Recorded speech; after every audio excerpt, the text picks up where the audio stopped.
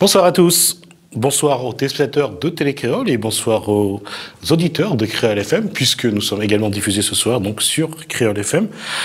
Combien de chefs d'entreprise qui ont atteint l'âge de la retraite attendent une ou plusieurs personnes pour reprendre ou racheter leur entreprise? Ils sont des centaines aujourd'hui et ce chiffre passera à plus de 2000 dans quelques années. 2000 entreprises, c'est 2 à 5000 emplois à maintenir et à sauvegarder. Comment inciter ou convaincre des porteurs de projets, un salarié ou un groupe de salariés ou des personnes à la recherche d'emploi de se lancer dans cette aventure humaine et devenir chef d'entreprise? Quels organismes pour les aider, pour les accompagner et financer leurs projets? Comment transmettre ou reprendre une entreprise avec un minimum de risques et un maximum de garanties? C'est ce que nous allons voir ce soir avec nos 4 invités. Comme d'habitude, honneur aux dames. À ma droite, donc, Marie-Rose Dijoux, responsable de la structure Sagesse, structure d'accueil juridique et comptable des entreprises à la Chambre de commerce et d'industrie de La Réunion. À ma gauche, Younous Vali, secrétaire de bureau de la CCI Réunion et vice-président de la commission commerce non alimentaire. En bout de table, et à ma droite, Jérôme Sidney, représentant de la Chambre départementale des notaires de La Réunion, et à ma gauche, en bout de table, donc, Marcino Burel, président du Conseil régional de l'Ordre des experts comptables de La Réunion. Bonsoir à tous. Alors, donner, transmettre ou vendre son entreprise, qu'est-ce qui dissuade les chefs d'entreprise de le faire aujourd'hui? Et la question est ouverte. Qui veut parler en premier? Alors, moi, je dirais que effectivement, la question est ouverte. L'Ordre des experts comptables que je représente ici lance la semaine prochaine le résultat de sa deuxième enquête, son observatoire de tendance économique, enquête réalisée sur une analyse d'opinion auprès des experts comptables locaux. On avait volontairement introduit une question sur le sujet de la transmission, et notamment la question était de savoir quels étaient les freins à la transmission d'entreprise. Il en ressort 2 ou 3 éléments principaux. D'abord, on considère que l'accès au financement, enfin le manque de financement, constituerait, selon les sondés, le premier handicap à la transmission d'entreprise, pour 48% quand même des gens qui y répondent, suivi du poids de la fiscalité, pour 37%, et, figurez-vous, assez marqué, de l'absence de repreneurs, pour 33% des répondants. Donc voilà, qu'est-ce qui caractérise les difficultés? C'est l'absence de repreneurs. On va revenir sur ces éléments-là, Marcino Burel, mais avant de vous donner la parole à vous, je voudrais juste dire aussi qu'il y a ceux qui ont du mal à reprendre une entreprise, mais il y a aussi les chefs d'entreprise qui ont du mal à partir. Et là aussi, la question va venir, mais dans le document que la Chambre de commerce et d'industrie de La Réunion a remis à ceux qui ont participé ce lundi 31 août à la journée de transmission ou reprise d'entreprise à Saint-Pierre, un des éléments qui a été mis en avant, c'est la retraite. Alors, on a posé à quelqu'un qui est également donc membre de l'administrateur donc à la Chambre de commerce, il s'appelle Harry-Claude Caro. On lui a posé la question pourquoi, à son âge, est-ce qu'il prépare sa retraite ou qu'est-ce qui l'embête de partir? On écoute Harry-Claude Caro. Ma principale inquiétude, c'est le montant que je vais percevoir au travers d'une audit que j'ai demandé de faire par AG2R Mondial, parce que j'avais prévu de partir à la retraite le 31 décembre 2016. Et après 48 années de travail, 48 années de labeur, 48 années de dévouement au service des uns et des autres, que je ne regrette pas du tout, hein, je l'ai fait avec goût, avec passion et avec amour. C'est le montant que je devrais percevoir au bout de 48 années de travail, 352 € de retraite par mois. Alors, ça, c'est une des réponses pour savoir pourquoi les chefs d'entreprise ont du mal à transmettre aussi leur entreprise quand le moment de la retraite arrive. 352 € pour 48 années de travail. Alors, je vais passer tout à l'heure à l'administrateur du RSI qui va expliquer, mais pour vous, qu'est-ce qui explique monsieur Jérôme Sidney? La cession la transmission de l'entreprise par le chef d'entreprise a un caractère extrêmement psychologique. On voit dans l'intervention de la personne qui a été interviewée, qui parle d'amour, de travail qu'il a effectué pendant longtemps. Il faut savoir que lorsque le chef d'entreprise va se décider à transmettre son entreprise, c'est un choix qu'il va faire. L'argent qu'il va percevoir sur la cession va lui permettre en général soit de réinvestir dans un autre projet, soit va constituer le matelas de sa retraite. Donc c'est vraiment quelque chose d'important.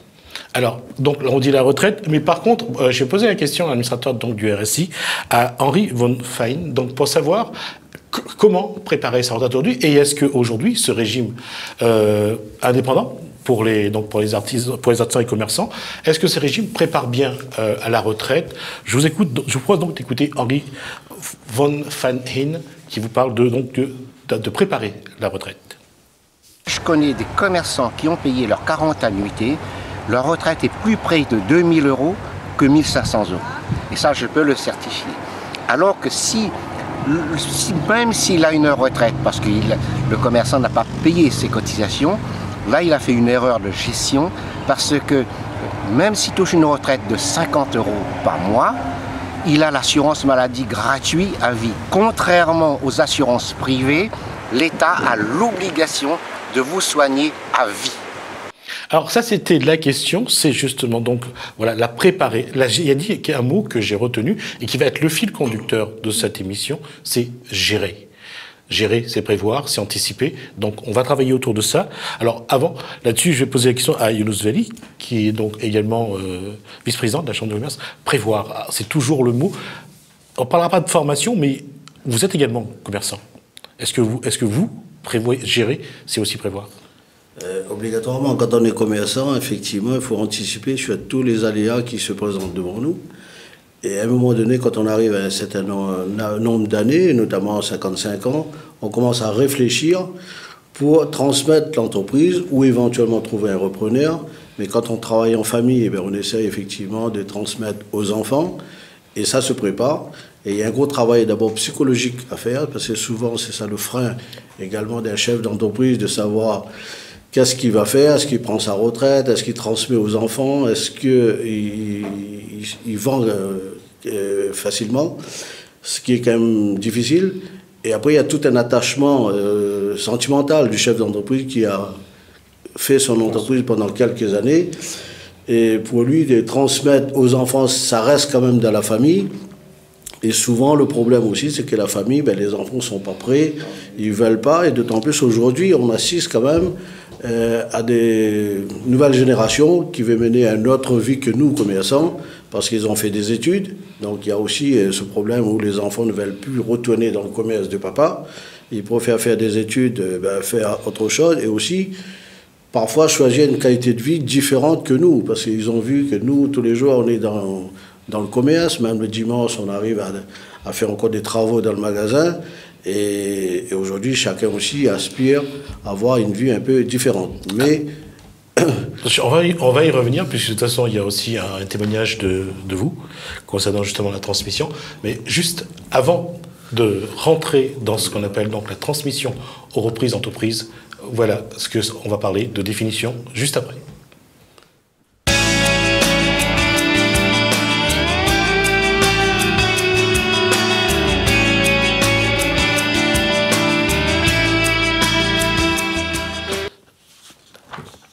Rosemary Dichou, je vais vous demander, vous, la définition de la transmission, ça serait quoi? Alors, c'est vrai que la définition, elle est très vaste, parce que lorsqu'on veut transmettre, on peut transmettre donc déjà à qui on veut transmettre. La première question qu'il faut se poser, c'est à qui on veut transmettre. Donc, on disait tout à l'heure qu'on a la possibilité de transmettre donc à ses enfants, à ses salariés, à un tiers. Donc, est-ce qu'on veut céder? Est-ce qu'on veut donner? Alors, on va essayer d'éclaircir tout ça, et on va essayer, parce que nous avons là 4 experts avec des langages très techniques, on va essayer de vulgariser un petit peu ce langage. Alors, tout de suite, on va voir la définition que nous donne le dictionnaire sur la transmission et reprise d'entreprise. La définition.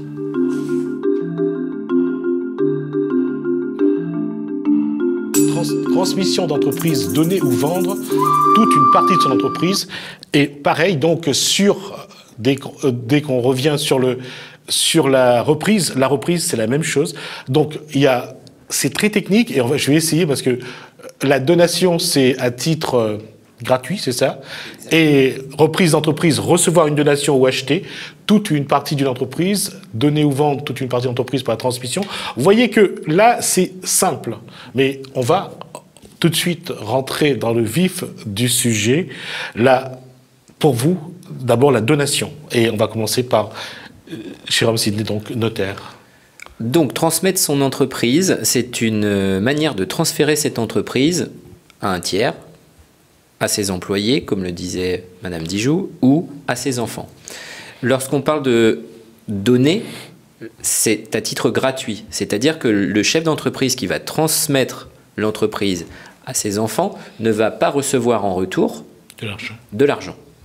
Et à titre onéreux? À titre onéreux, à l'inverse, lorsque le chef d'entreprise vend son entreprise, en contrepartie, il reçoit un prix de vente qui va être bloqué, on en reparlera un petit peu plus tard. Tout à l'heure. Le prix de vente représente la contrepartie du transfert de l'entreprise. Nous allons voir les chiffres pour voir un petit peu si pourquoi la transmission, on va l'expliquer après. On va d'abord voir les chiffres, les chiffres clés de la transmission. Tout de suite donc les chiffres clés de la transmission des entreprises à La Réunion.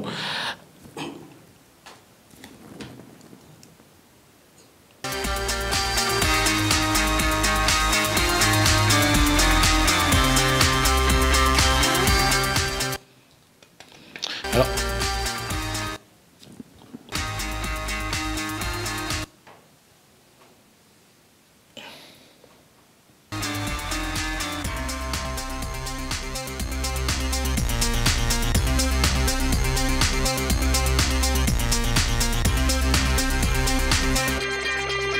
ok. Alors, vous avez vu les chiffres. 34 000 entreprises inscrites à la CCIR. Seulement 123 en 2014 dans le cadre d'une transmission, c'est-à-dire 2,5%. Qu'est-ce qui explique cette situation aujourd'hui? Alors, moi j'aurais tendance à dire quand même que si on met ces chiffres en lumière par rapport à ce qui se passe statistiquement sur le territoire national, on est bien en dessous effectivement de la réalité, de mon point de vue. 5% au niveau national. Voilà, on est bien en dessous, exact. Et en l'occurrence, si on chiffre un peu, on estime notamment à ce jour que dans les 10 ans à venir, il y a pratiquement 600 000 entreprises qui se retrouveront sur le marché de la cession. Ça, c'est au niveau national. Mais au niveau national. Mais 600 000 ramenés aux 1 500 000 entreprises qui existent, ça donne juste un ratio déjà pratiquement proche de 50%. 50% des entreprises vont changer de main dans les 10 ans qui viennent. Donc si cette situation existe au niveau national, bien qu'à La Réunion, les dirigeants d'entreprise sont quand même plus jeunes que qu'on connaît au niveau du territoire national, puisqu'on vient de dire là qu'il n'y a que 2000 chefs d'entreprise qui ont plus de 65 ans sur 34 000 entreprises, donc on voit bien que les entreprises sont jeunes. Mais toutefois, le marché de la transmission n'est pas seulement lié au fait de l'âge du dirigeant.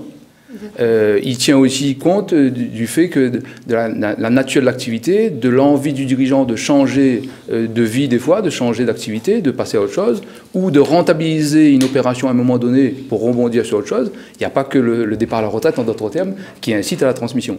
Donc il y a un vrai marché, sauf qu'il n'est pas organisé. Du moins, il y a un marché potentiel à La Réunion. Ça, c'est important ce qu'on voulait dire, ce n'est pas organisé. Voilà. Et justement, au niveau de la Chambre... à chaque fois, je vais dire Marie-Rose Dijoux et Younous Ali, vous êtes de la Chambre de commerce. Aujourd'hui, comment, pour reprendre ce que vient de dire Martine Burel, comment organiser? Si on a fait cette journée donc, du 31 août, c'est vraiment pour montrer qu'il y a vraiment des enjeux donc, au niveau de la transmission, par rapport donc maintenir donc, les emplois, sauvegarder les emplois et les entreprises, donc pérenniser un petit peu les entreprises au niveau donc, local. Je pense que tous les partenaires qui étaient autour de cette table ont cette même volonté de pérenniser les entreprises. Donc, parce que c'est une préparation. Transmettre son entreprise, aussi bien un projet de cession ou d'après-cession ou de reprendre une entreprise, c'est vraiment le maître mot, c'est l'anticipation, c'est la préparation. C'est un projet vraiment où il faut plusieurs années et être vraiment accompagné avec plusieurs personnes et des spécialistes.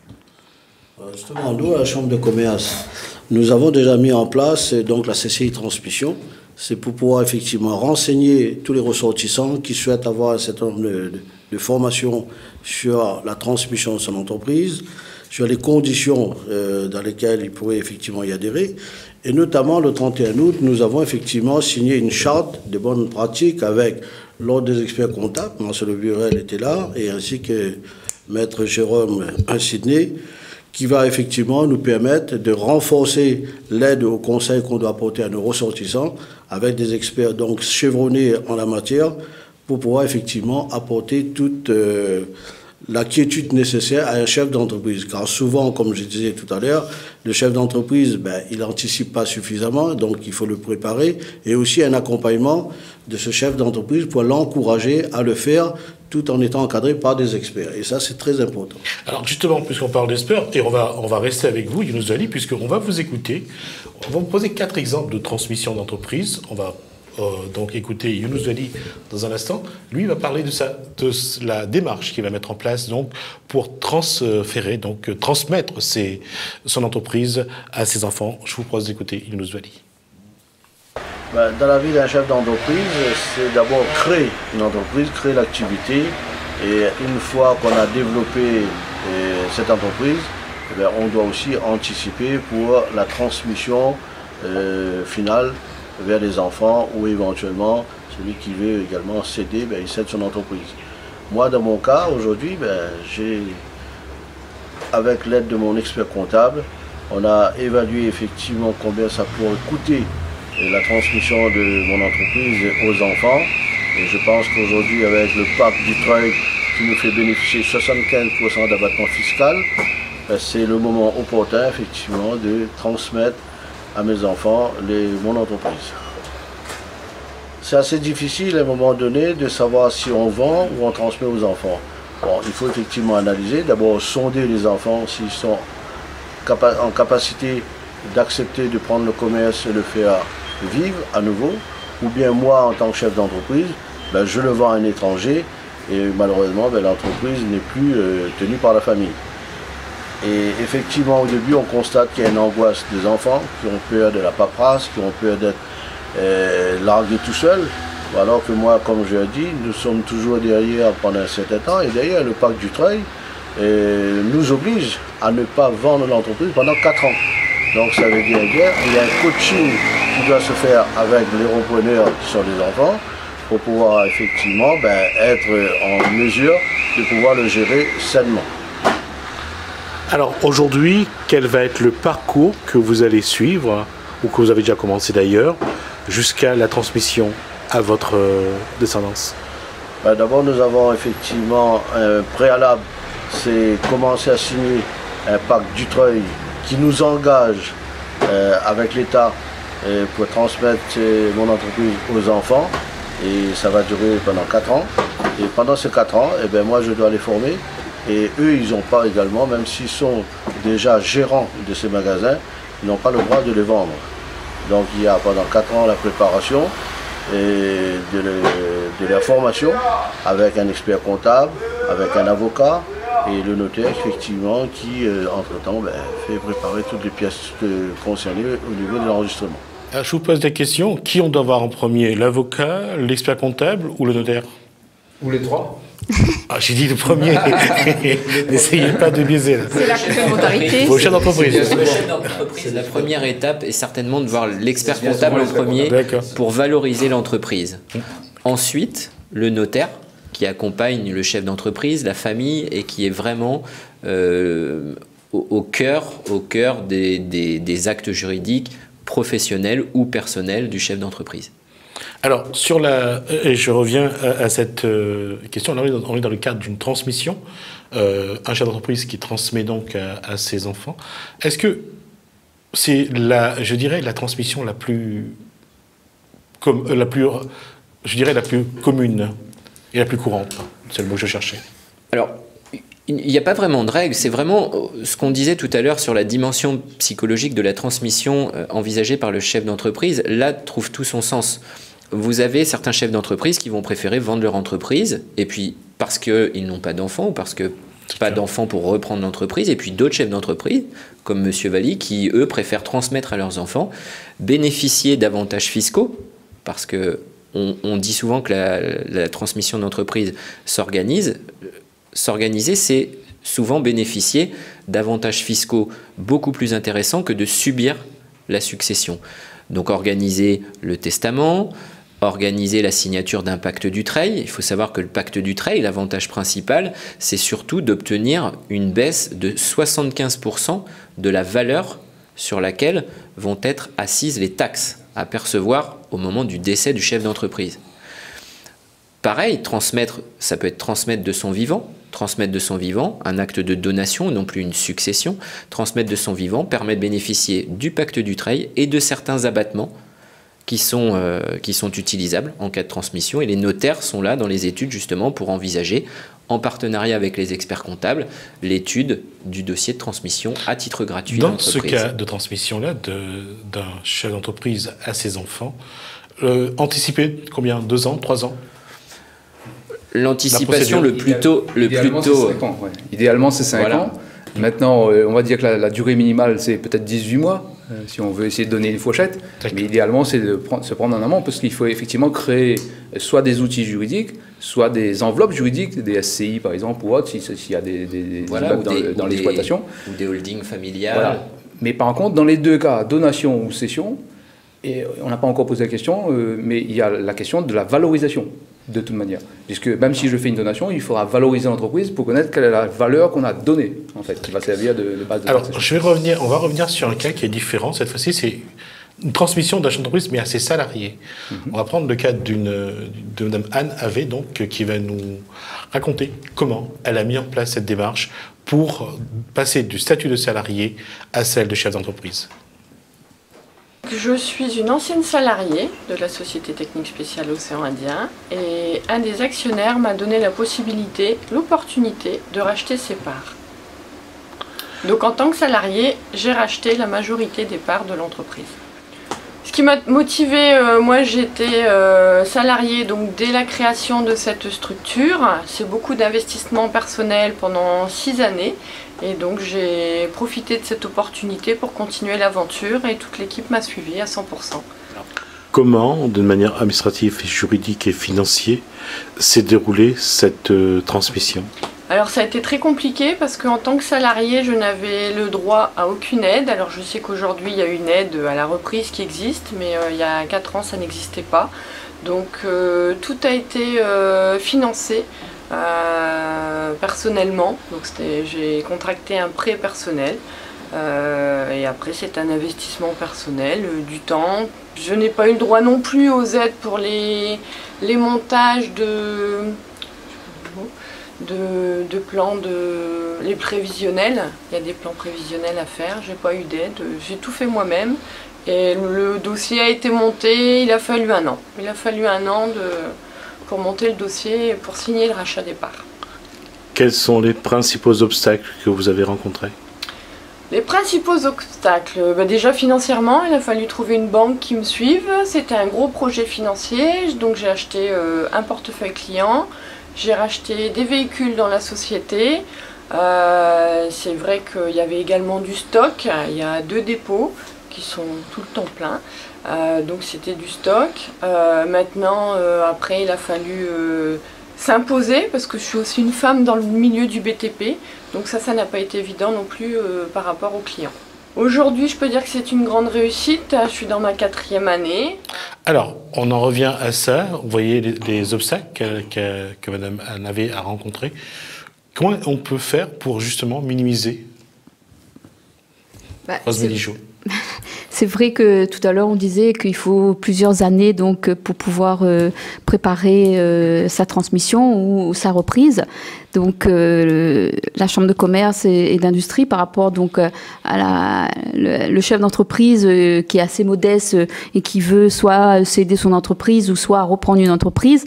Donc la porte d'entrée, je pense que vraiment la Chambre de commerce et d'industrie pour que nous on a vraiment une écoute, on fait notre travail de conseil et puis on le prépare, on lui demande des bonnes questions et à partir de là, on voit si techniquement il est vraiment prêt, psychologiquement il est vraiment prêt et c'est notre rôle à nous d'interface, comme je disais tout à l'heure à Medciné, notre trait d'union avec les différents spécialistes de la transmission reprise pour vraiment démystifier les choses vis-à-vis du chef d'entreprise parce que c'est vraiment un parcours pas forcément évident. Sachant que transmettre, quand même, transmettre, céder en l'occurrence ici, puisqu'on vient de voir dans l'interview, c'était ça, ça fait appel à la présence de 2 parties. Donc il y a 2 difficultés. Il y a la difficulté de la part du vendeur, parce que lui, il va avoir le souci de vendre au meilleur prix, et il y a la difficulté de la part de l'acquéreur, qui lui a le souci, c'est sûr, d'acheter au bon prix, par contre, on pourrait dire le meilleur prix, mais au bon prix, mais surtout de trouver les moyens de financement, c'est ce qu'elle a dit tout à l'heure. Et c'est ce que vous avez dit tout à l'heure, donc 48% de l'étude 33% dans l'étude. Ah oui, 48% juste avant, en disant que 48%. Le financement reste l'obstacle. Alors, il faut faire attention, c'est une étude d'opinion. Donc, c'est l'impression relevée du terrain. Les gens ont l'impression qu'il y a une difficulté de financement. Je dis impression, pourquoi? Parce que si un dossier est bien ficelé, il n'y a pas de raison qu'il n'obtienne pas son financement, en vérité. Donc, maintenant, dossier bien ficelé, madame a dit à l'instant dans son interview également, elle a parlé de prévisionnel. Et vous savez, il y a un philosophe qui dit il n'y a pas de vent favorable pour celui qui ne sait où il va. Et donc, acheter une affaire aussi, c'est pas seulement dire ah, elle est bien, ça va fonctionner. C'est commencer à l'analyser, commencer à intégrer le savoir-faire qui existe à l'intérieur, mais surtout ce que moi, acquéreur, je vais apporter comme compétences supplémentaires pour voir dans quelle direction l'entreprise va aller. Donc, il s'agit de mesurer tout ça pour aller convaincre un banquier. Et si ce dossier est solide, parce qu'il est accompagné, le cas échéant, et fortement recommandé par un expert comptable, il n'y a pas de raison qu'il n'ait pas gain de cause. Alors, je vais vous faire écouter, les propos de Romain Delors, donc, qui est donc de la Chambre régionale de l'économie sociale. Pour lui, ce n'est pas le financement qui est un problème. Exact. On l'écoute. Romain Delors. Alors, la grande erreur que font à la fois les cédants et les salariés, c'est de se dire, au niveau du prix, mes salariés vont jamais arriver à racheter, et les salariés de se dire qu'on n'aura jamais l'argent pour pouvoir le faire. Alors que c'est jamais le problème. Le problème, il est plus sur les compétences à savoir transmettre vers les salariés. Donc les salariés à savoir monter en compétences pour être demain des gérants, des chefs d'entreprise collectives valables. Et dans l'autre sens, les gérants de savoir, les chefs d'entreprise actuels de savoir eux former, accompagner, faire monter en compétence leurs propres salariés. Alors juste pour dire que donc, la Chambre régionale de l'économie sociale travaille avec la Chambre de commerce et d'industrie et vous donne raison sur ce que vous avez dit tout à l'heure, donc sur la compétence, et on revient à ça, l'expert comptable qui va déterminer si le salarié ou il nous a dit dans le cas où vous allez transmettre à vos enfants, comment vous allez définir s'ils sont aptes à prendre, ils ont l'esprit d'entreprise, ils ont une philosophie de gestion, donc je vais loin dans mes propos. Comment vous allez déterminer si la personne est apte justement à assumer ces responsabilités qu'il faut lui transmettre? D'abord, l'avantage que nous avons quand on travaille en famille, donc on encadre les enfants pendant un certain temps, donc on voit effectivement leur évolution et aussi leur envie de pouvoir effectivement continuer ce que les parents ont construit. C'est à partir de ce moment-là, on commence effectivement à discuter avec les enfants. À un certain âge, il faut que je passe la main. Est-ce qu'eux, ils seront d'accord de pouvoir continuer l'activité que nous avons commencée, ou bien ils préfèrent que moi je vende à quelqu'un d'autre? Et c'est, comme je disais tout à l'heure, il y a tout un travail psychologique à préparer les enfants, autant eux, mais aussi moi-même. Parce que moi aussi, après, je me dis, qu'est-ce que je vais faire après avoir cédé mon entreprise? Mais tout ça, ça ne se fait pas, comme on disait tout à l'heure, il faut au moins 4 ou 5 ans pour pouvoir bien mener à bout ce projet qui reste quand même très intéressant. Je reviens à ma question, je la prépare depuis tout à l'heure, Marcelino Burel.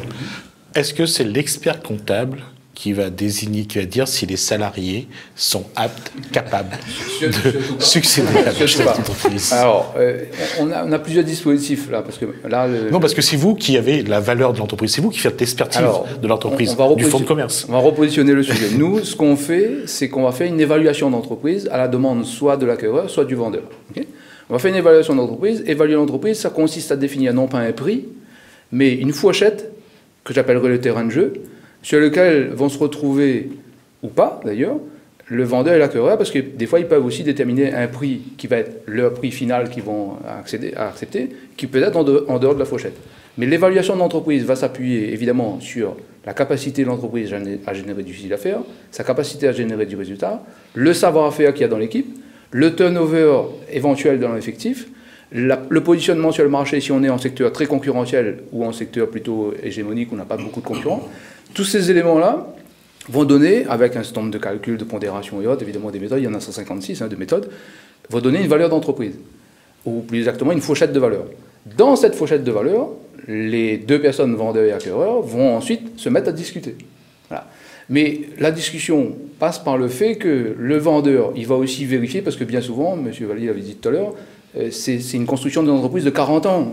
Il y avait M. Caro aussi qui disait ça. C'est un peu son bébé. Donc on n'a pas non plus envie de lâcher l'entreprise et s'en aller. On a envie de le transmettre pour qu'il y ait vrai cours de transmission, que quelqu'un d'autre reprend le bâton et s'en va avec. Donc on a besoin de jauger son acquéreur. On a surtout besoin que l'acquéreur qui arrive ne fasse pas courir les salariés non plus, parce que l'entreprise tient par le fait des salariés aussi. Donc voilà, il y a tout un ensemble qui n'est plus cette fois-ci du rôle de l'expert comptable, mais du rôle de la négociation et de l'approche psychologique entre deux personnes, après tout, qui vont apprendre effectivement à se connaître. Alors du coup, ça pose au centre à nouveau le sujet de la transmission à ses salariés, parce que c'est peut-être plus simple de transmettre à ses salariés, parce qu'on les connaît depuis 5, 10, 15 ans, on connaît leurs compétences dans le domaine, et on a à peu près l'assurance de savoir qu'il va pouvoir continuer. Seule difficulté, comme on le pointait tout à l'heure, c'est que le salarié, des fois, peut avoir des soucis de financement. Mais dans le cadre du rachat des entreprises par les salariés, il y a des dispositifs fiscaux d'abattement assez conséquents et importants qui permettent de faciliter ce genre de transition, on va dire. Allez-y. Il existe également des dispositions juridiques qui permettent, dans le cas où la banque ne suivrait pas l'éventuel repreneur, une fois que les consentements, l'accord entre l'acheteur et le vendeur se rencontrent, il existe des dispositions juridiques, par exemple le paiement à terme. Le vendeur accorde, parce qu'il a confiance à son repreneur, un crédit. Exemple type, l'acte signé chez un notaire, qui est un acte authentique, va dans le cadre du crédit accordé par le vendeur, permettre au vendeur de bénéficier d'une garantie sûre et certaine.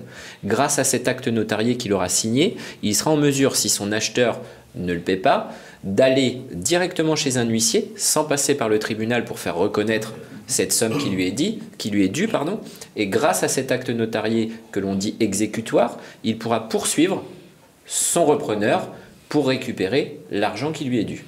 C'est qui laisse, je dirais, pour le vendeur, un goût amer de...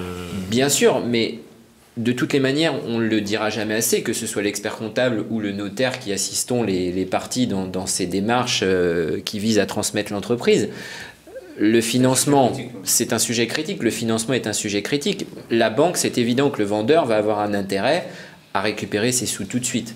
Alors justement, je vais vous faire voir un exemple. C'est Christophe Guillotin. Lui, il a racheté une entreprise. On l'écoute. J'ai, depuis 1 an et demi, fait l'acquisition d'une boutique, un commerce sur Saint-Gilles. Cette reprise s'est faite premièrement par des relations, des connaissances que j'avais déjà auprès de cette activité, qui m'ont permis de m'approcher du propriétaire de l'époque. Suite à différentes discussions, entretiens qui ont duré quand même quelques mois, on a fini par se mettre d'accord sur un budget, sur une enveloppe. Cette enveloppe était assez importante pour que je puisse y faire face seul, donc j'ai sollicité la banque, qui très vite m'a dit que dans ce que je souhaitais racheter, il y avait une partie qu'eux ne voulaient pas financer, il s'agissait du stock.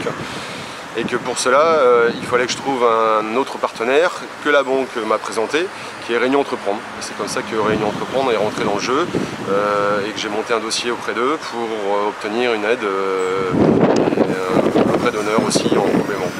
Alors, je vais vous proposer d'écouter quelqu'un cette fois-ci qui était à cette journée du 31 août.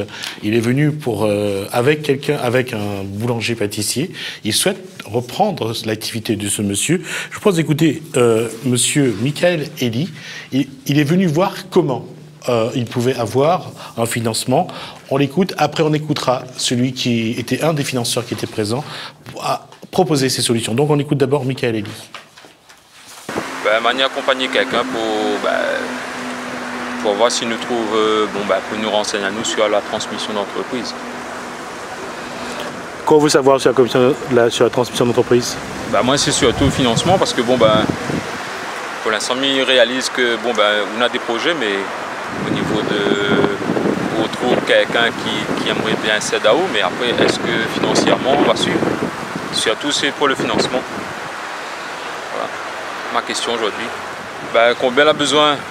Déjà, Manila pour voir les acteurs du financement. Et puis après, c'est sûr qu'il ne faut pas que 50 000 €. Alors que me dit, s'il me fait une reprise, il aura peut-être sûrement au lieu d'investir par exemple 160 000, peut-être m'arrive à la moitié. Il pourra arriver avec la moitié, c'est-à-dire. Alors, Initiative Réunion Entreprendre a développé un certain nombre d'outils de financement permettant à toute personne qui souhaite créer ou reprendre ou développer une entreprise, d'obtenir des financements adaptés. Nous avons pour cela mis en place un dispositif spécifique à la reprise. Donc toute personne qui souhaite reprendre une entreprise soit par achat de part sociale, soit par achat de fonds de commerce, peuvent nous solliciter pour obtenir un financement sous forme de prêt d'honneur à taux zéro. Donc c'est un prêt personnel qui est fait à la personne, qui va lui permettre donc de renforcer ses fonds propres, de manière à pouvoir lever un complément bancaire, souvent des cas, pour donc lever un prêt bancaire plus important derrière et financer la globalité de son projet. Alors ce prêt d'honneur peut aller jusqu'à un montant, sur la reprise, peut aller jusqu'à un montant maximum de 40 000 €, remboursable sur 5 ans. Il doit être obligatoirement couplé à un prêt bancaire. En minima, ce prêt bancaire doit être à minima du même montant que le prêt d'honneur sollicité.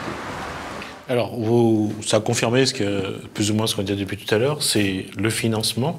Et aujourd'hui, et là je vous pose la question à vous, parce que je ne saurais pas à qui vous demander, qu'est-ce que vous conseillez à quelqu'un? Vous avez vu ce Michael Elie, qu'est-ce que vous le conseillerez de faire? Sous l'égide de la Chambre de commerce, notaires et experts comptables, essayons de mettre en place un label sur les dossiers qui viserait à faciliter l'obtention du crédit bancaire.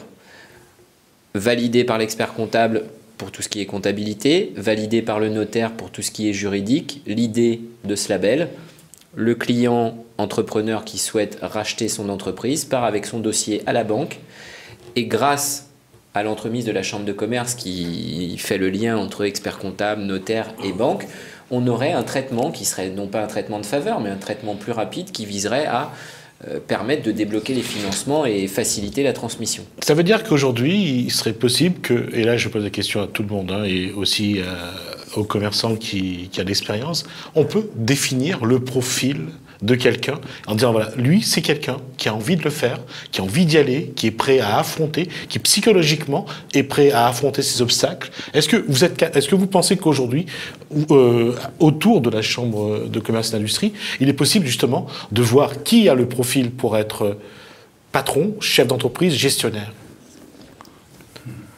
Un jugement de valeur un peu difficile. Oui. Le label, il faut bien que vous le mettez sur des critères. Le label est sur des critères juridiques et comptables. On ne peut pas se permettre, et c'est là où intervient toujours la dimension psychologique qui est rappelée par tout le monde autour de cette table. La dimension psychologique fait que le chef d'entreprise doit être assisté par des professionnels pour pouvoir justement cerner, mettre de côté les problèmes juridiques et comptables entre guillemets et pouvoir cerner la qualité de son repreneur. Oui, voilà, c'est comme on a un passeport à entreprendre, c'est-à-dire le chef d'entreprise vient donc à la chambre de commerce, on l'écoute, on lui donne des conseils. Et puis on voit techniquement qu'il est prêt, il a des dispositions, je veux dire, de gestion humaine pour pouvoir aller, parce que vous savez, la volonté donne des ailes. Et puis à partir de là, par rapport à ce label, l'orienter vers donc l'expert comptable s'il n'en a pas. Parce que parfois, si on est dans un repreneur, il ne pense pas forcément d'aller vers l'expert comptable. Et donc le notaire, pour pouvoir sécuriser son contrat, pour voir si c'est satisfaisant pour les deux parties, si c'est assez équilibré, est-ce qu'il y a des engagements. Voilà, je veux dire, on sait que pour le chef d'entreprise, lorsqu'il va venir dans ce trio, le professionnel du chiffre et du droit avec la chambre, c'est un passeport pour convaincre aussi le banquier en disant ben voilà, il a été, c'est un passage obligé, voilà, il a été suivi, accompagné, donc c'est assez solide, il est armé et structuré.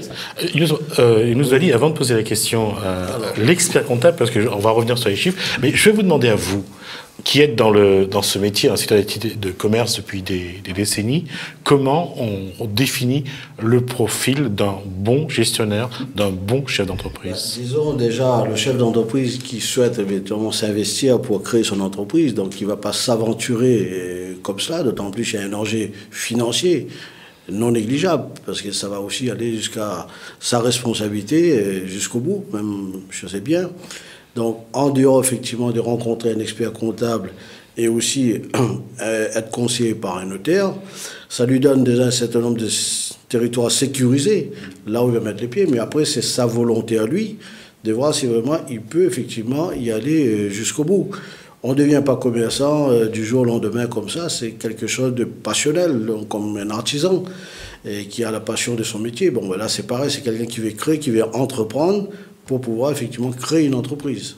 Et je rajoute quand même quelque chose, c'est que souvent on a vu au niveau de la chambre de commerce, il y a des chômeurs qui se retrouvent sans travail et qui a la matière à pouvoir faire quelque chose, qui tentent effectivement à ouvrir son entreprise pour pouvoir créer son propre emploi. Et ensuite, il crée également un autre poste pour éventuellement son épouse. C'est des cas qu'on a assisté plusieurs fois au niveau de la chambre de commerce, en assistant à ces chômeurs qui ont cherché à créer leur propre entreprise. Alors, je reviens à vous, Marcelino Burel. Là, je parle au président donc, de la Chambre régionale de l'Ordre des experts comptables. La question reste, je dirais, récurrente. C'est-à-dire que lorsque quelqu'un s'installe, lorsqu'il devient chef d'entreprise, il ne mesure pas, je veux dire, personne ne mesure l'ensemble des problèmes ou j'allais dire, des étapes qu'il faut franchir pour vraiment amener son entreprise là où on veut l'amener. Alors que lorsque quelqu'un reprend, et là on voit qu'il y a des enfants qui veulent reprendre, vous avez vu, il y a des gens qui souhaitent reprendre, mais aujourd'hui, reprendre dans le contexte économique actuel surtout, il faut quand même une certaine dose de courage, de témérité et aussi de bon sens. Voilà, tout à fait. Alors il faut être téméraire, certes. Pour la question de profil que vous posiez tout à l'heure, il faut être aussi combatif, ok. Mais si j'essaye de donner une définition, je crois qu'il ne faut pas qu'on se trompe et qu'on trompe les autres en laissant penser que n'importe qui peut créer une entreprise. Par définition, on peut créer une entreprise, mais il faut une démarche logique dans tout ça. Et si on adopte la démarche logique, à ce moment-là, on peut à peu près dire que n'importe qui adopte la démarche logique pourrait créer une entreprise. Et alors, je dirais quoi? Je dirais que d'abord, le chef d'entreprise qui se projette dans une activité, il doit être d'abord, on va dire, un spécialiste de son sujet. Je vais prendre l'exemple du boulanger, par exemple, puisqu'on avait l'exemple tout à l'heure de quelqu'un là-dedans. S'il n'est pas boulanger, il n'achète pas une boulangerie, ou il ne crée pas une boulangerie. Donc il doit être d'abord spécialiste de son sujet, et ensuite généraliste de tout le reste. Et le problème du généraliste de tout le reste, c'est qu'il faut qu'il sache manager les hommes, qu'il sache convaincre des clients, voilà, rencontrer, comprendre, décrypter la discussion avec un banquier, et ainsi de suite. Alors donc, pour cette partie-là de généraliste, enfin pour cette partie où il est généraliste, à ce moment-là, il est fortement conseillé qu'il s'appuie sur un spécialiste, qui peut être effectivement un notaire ou un expert comptable. Et dans ce cas-là, s'il a compris qu'il faut une démarche organisée et qu'il ne peut pas être spécialiste de tout, et il a pris conscience de ça, et qu'il s'entoure correctement. Et quand je dirais correctement, je parle évidemment de professionnels assermentés, et non pas des gens qui, hélas, bien souvent dans certains métiers, font de l'exercice illégal de notre métier, pour prendre l'exemple. À ce moment-là, on est à peu près sûr qu'il devrait arriver jusqu'au bout de son chemin dans lequel il s'est projeté. Parce qu'il y a une chose aussi qui a été dit ce lundi 31 août à la CCIR de Saint-Pierre, c'est que les structures, dans les sociétés de La Réunion, ce sont des petites entreprises d'une personne, de deux personnes. Et comme vous l'avez dit tout à l'heure, et comme on le sait, je veux dire, on n'invente rien, ce sont des personnes qui sont passionnées d'un métier, d'un secteur d'activité, le boulanger, le pâtissier, le boucher, qui va mettre en avant sa passion, mais qui va négliger souvent cet aspect-là. Et justement, au niveau de la Chambre de commerce, c'est aussi ce souci que vous avez à résoudre, je crois. Tout à fait. Avant de passer la parole à Rose, effectivement, on a constaté aussi, bon, le commerce, c'est pas seulement d'être un très bon vendeur et ensuite de voir la relation, la fibre commerciale. Il y a toute la partie administrative à se taper tous les jours qui est très très important. Et si on le néglige, on plante totalement l'entreprise. Le stress que fait à la caisse, qui est la pièce maîtresse de la comptabilité. Déjà. Et ne pas confondre recettes et bénéfices. Voilà. Et ça aussi. Et justement, par exemple, je prends le cas où souvent chez les artisans, on voit il y a d'excellents ébénistes qui font un travail vraiment avec les doigts en or, comme on dit, mais qui se retrouvent ensuite en liquidation quelque temps parce qu'ils n'ont même pas ouvert des lettres recommandées, des relances. Ou ils ont mal calculé le prix. Ils ont mal calculé aussi le prix. Donc, ils ne maîtrisent pas le coût de revient. C'est pour ça, et je dis bien, il y a la tête et les jambes dans un commerce. Bon, il y a celui qui effectivement qui fait tourner pour la partie vente des recettes et celui qui doit gérer derrière d'une façon vraiment très rigoureuse avec effectivement des experts comptables autour de lui et ensuite des experts performants s'il a besoin, notamment un conseil sur les notaires et un avocat. Osmed Dijou, à un moment donné, c'était la femme du conjoint qui était en formation pour la gestion. Aujourd'hui, on voit que cette solution-là n'a pas n'est pas pérenne. Alors, qu'est-ce qu'il faut mettre en place pour justement, pour accompagner, comme l'expert comptable, le notaire, accompagner ces chefs d'entreprise, ou les avocats bien sûr, qui ont besoin d'être coachés, c'est le mot je crois. Oui, tout à fait. C'est vrai, moi, dans mon travail de prévention et de gestion des difficultés dans le cadre de la structure Sagesse, donc un point qui revient malheureusement souvent, c'est le problème de gestion. Donc moi je dis, l'expert comptable est là pour vous aider, vous donner des tableaux de bord, mais c'est vous qui devez gérer votre entreprise, savoir combien d'argent il y a sur le compte, est-ce que je peux payer mes fournisseurs en fin d'année, faire un tableau de trésorerie. Et je crois que le rôle de la Chambre là est primordial. On est vraiment un relais incontournable. Et on a des formations, pour, par exemple, quelqu'un qui veut reprendre une entreprise, on a la formation 5 jours. Donc, il y a la région, sur la région Réunion, voilà, propose des formations aux chefs d'entreprise pour pouvoir mieux gérer les entreprises sur des différents modules. Donc, je pense que ça, le chef d'entreprise doit être conscient qu'il faut absolument qu'il se remette en cause assez régulièrement sur la gestion. Avant que je vous donne la parole, je vais revenir à ce B2B de lundi après-midi, où on va voir. Le B2B, c'est mettre des experts. Il y avait Jérôme Sidney, donc je ne sais pas si vous l'avez reçu. Vous avez également reçu, il y avait des experts comptables, effectivement, mais je ne sais pas si vous étiez dans la salle. Le matin, oui. Non. J'y étais l'après-midi. Alors, le B2B, vous étiez. Oui. Donc, on va voir, c'est de la rencontre de gens qui ont besoin d'informations, qui rencontrent. Je dis les experts, parce que c'est vrai que ce sont des experts, ils connaissent leur métier. On va voir le B2B de cet après-midi du 31 août, et on en parle juste après. C'est déjà pour apporter un complément d'information, parce que bien souvent ce que je remarque, c'est que les gens ont déjà creusé un petit peu leur projet, ils savent très bien de quoi ils parlent. Donc là je viens de recevoir une personne qui souhaite reprendre une boulangerie. Donc en gros, il avait besoin de 150 000 €, et donc je l'ai orienté sur les différentes aides disponibles à La Réunion. Alors, quelles sont les informations que les personnes qui viennent vous voir vous demandent? Alors, par exemple, on a eu un monsieur qui est passé, qui lui est un potentiel repreneur et qui voulait justement qu'on puisse le mettre en relation avec des cédants. Donc, il n'avait pas encore vraiment cerné ni l'activité qu'il souhaitait faire, ni la région où il souhaitait que l'activité se passe. Donc en fait, il voulait simplement qu'on arrive à l'aider à cibler des cédants potentiels. Donc moi j'ai eu le cas d'une personne qui elle a un terrain, donc elle souhaiterait faire développer une activité touristique. Donc c'est au niveau de l'accompagnement de la chambre de commerce, dans le montage de dossier, le plan de financement, le business plan, tout ce qui est formation chambre de commerce, matinée du créateur. Donc on va expliquer un peu la démarche de la création d'entreprise et puis les démarches qu'elle doit faire en amont pour nous, pour qu'on puisse l'aider. Je suis venue chercher des informations sur la reprise des entreprises. Étant donné que j'ai une entreprise familiale, c'est-à-dire ma mère, et j'aimerais bien le reprendre, quoi. Là, j'ai rencontré l'expert comptable. Alors, qu'est-ce qui vous a donné comme information, qui vous a aidé? Sur la fiscalité de la société. Voilà. Est-ce que c'est mieux de reprendre la société individuellement ou en société?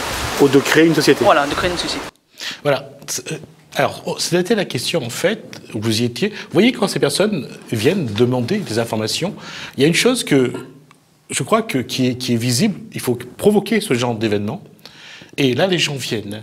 Est-ce que c'est parce qu'ils croient que le notaire et l'expert comptable, ça coûte trop cher?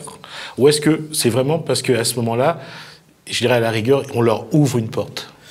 Alors, deux choses. La première chose, c'est que le chef d'entreprise se doit d'être vigilant sur sa formation, mais également sur l'information. Les dispositions fiscales, tous les ans par exemple, changent une fois, 2 fois, 3 fois dans l'année. Donc le chef d'entreprise se doit de se tenir informé des évolutions législatives qui sont applicables à son activité. Vous vous souvenez que je viens de dire que les entreprises, c'est une personne ou deux, et que celui qui travaille, généralement, c'est pour faire rentrer l'argent, et il a moins de temps pour gérer. C'est pour cette raison que la Chambre de commerce met en place des journées, que les experts comptables, bientôt, j'espère assister des notaires, vont mettre en place des journées pour informer les gens. Les gens sont demandeurs de ces informations, mais c'est évident que pour un chef d'entreprise, qui travaille seul dans son entreprise, une journée, un lundi passé à la chambre de commerce, c'est une journée de perdu sur son chiffre d'affaires.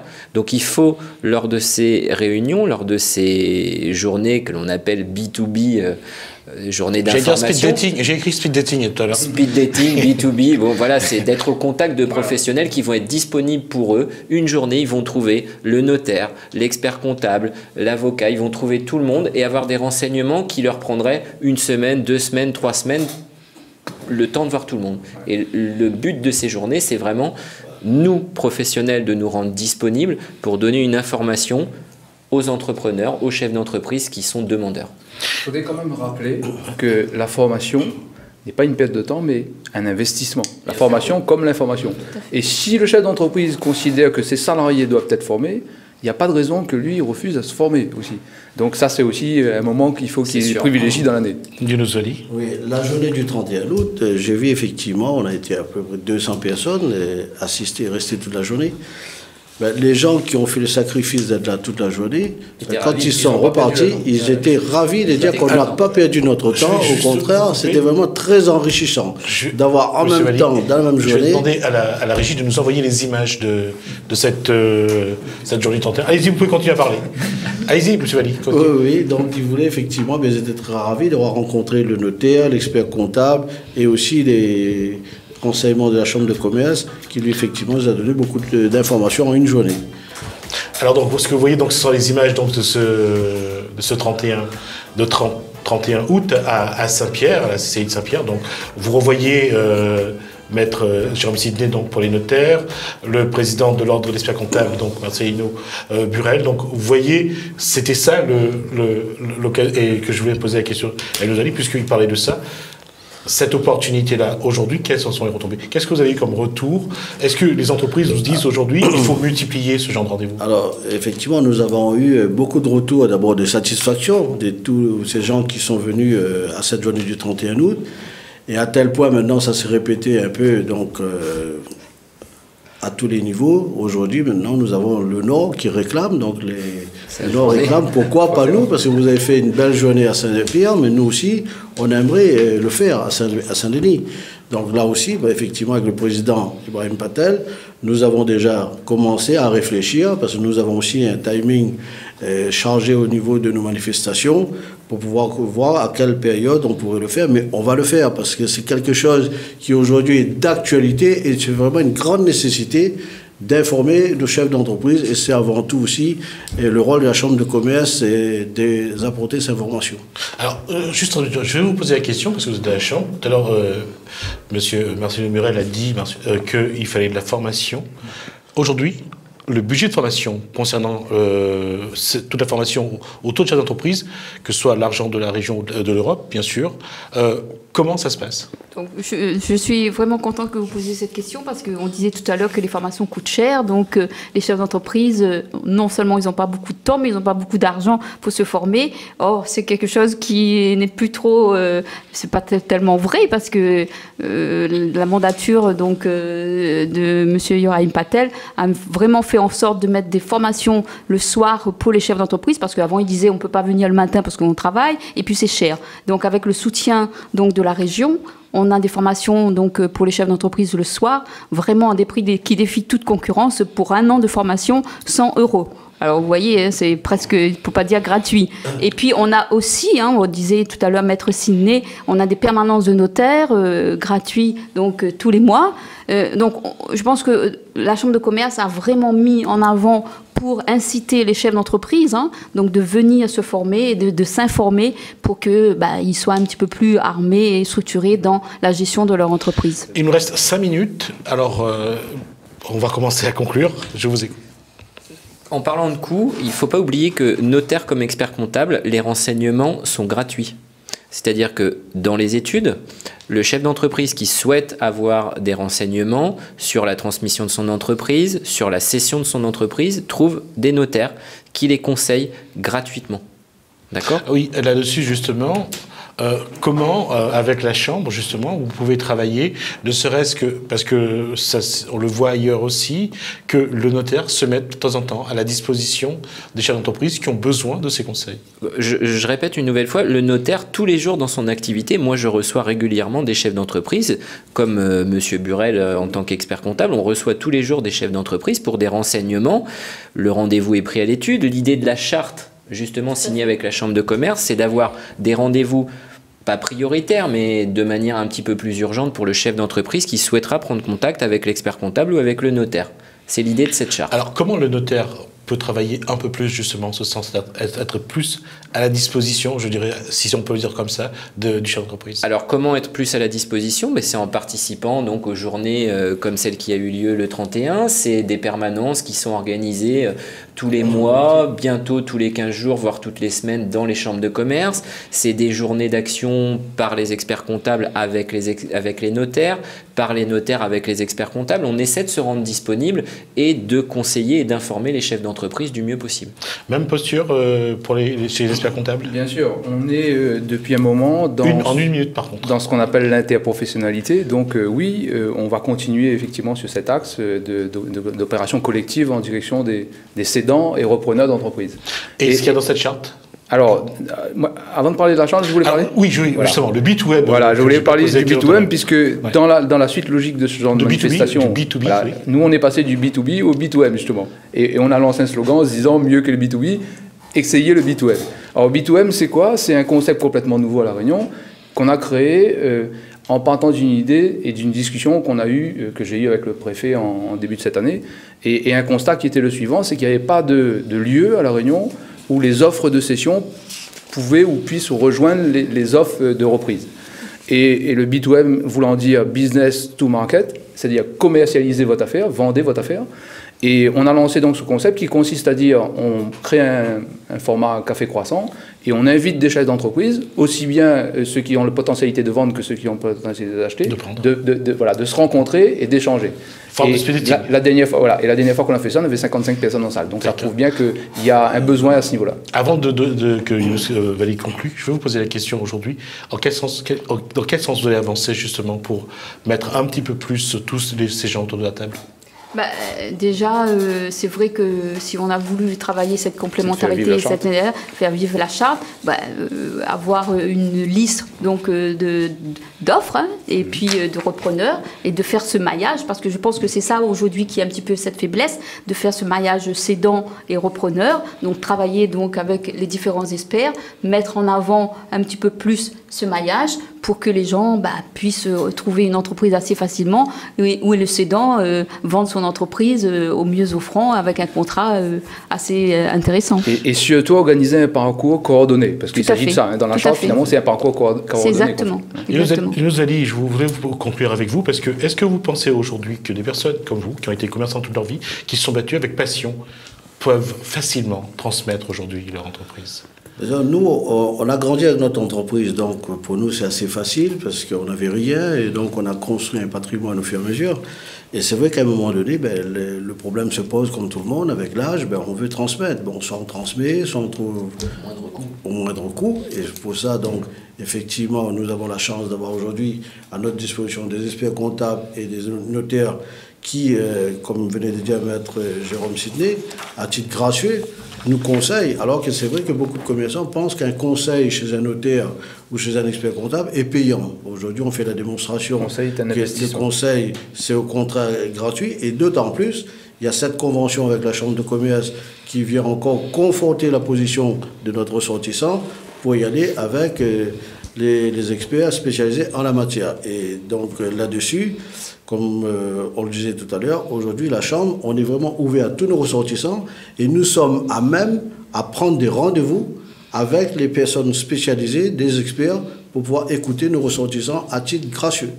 Merci, on est arrivé à la fin de cette émission. Donc je remercie donc Raz Medijou, donc responsable de la structure Sagesse, structure d'accueil juridique et comptable des entreprises à la Chambre de commerce et d'industrie. Merci à Younous Wali, secrétaire du bureau de la CCI Réunion, vice-président de la commission commerce non alimentaire. Merci. Maître Jérôme Sidney, représentant de la Chambre départementale des notaires de la Réunion, et Marcelino Burel, président du conseil régional de l'ordre des experts comptables de la Réunion. Merci à vous quatre pour ces éléments. En tout cas, ça a été une très bonne discussion. Je remercie également Brigitte Fauvel, la communication et les services de la Chambre de commerce, pour nous avoir aidés à préparer cette émission. Merci à la réalisation. Merci aussi à vous tous pour votre fidélité. Continuez bien votre soirée sur Télé Créole. Bonsoir chez vous.